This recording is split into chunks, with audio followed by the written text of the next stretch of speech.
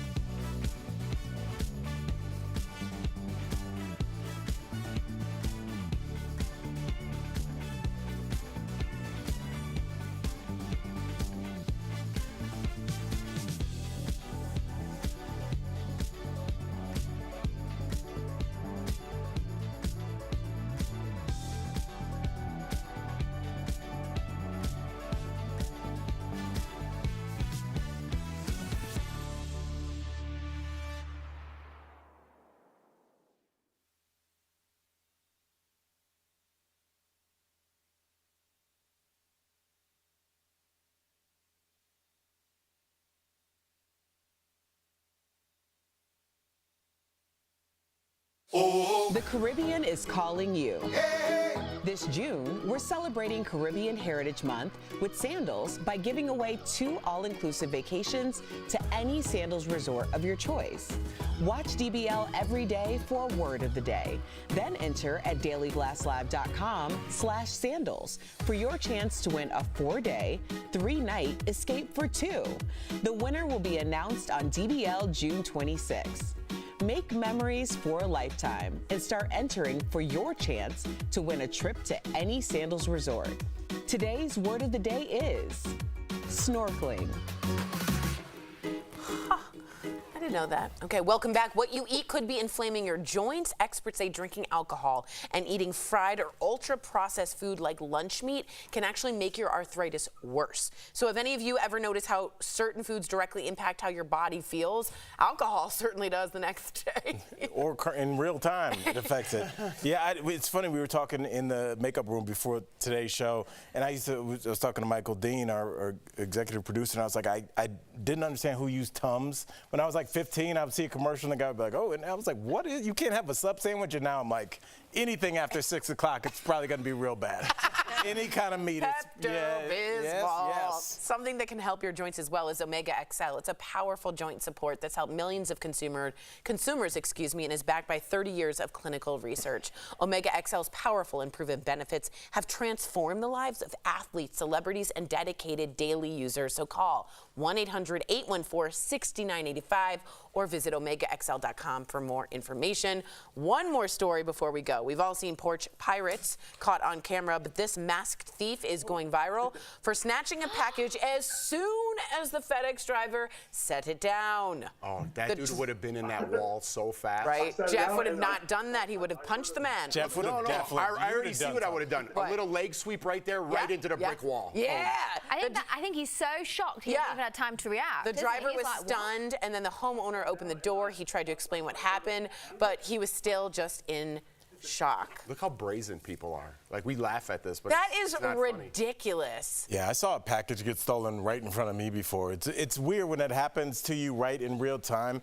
I was walking in my neighborhood, and I just heard this car screech, and I was like, what is that? And this girl in flip-flops just jumped out of the front seat and ran right in front of me and took a package.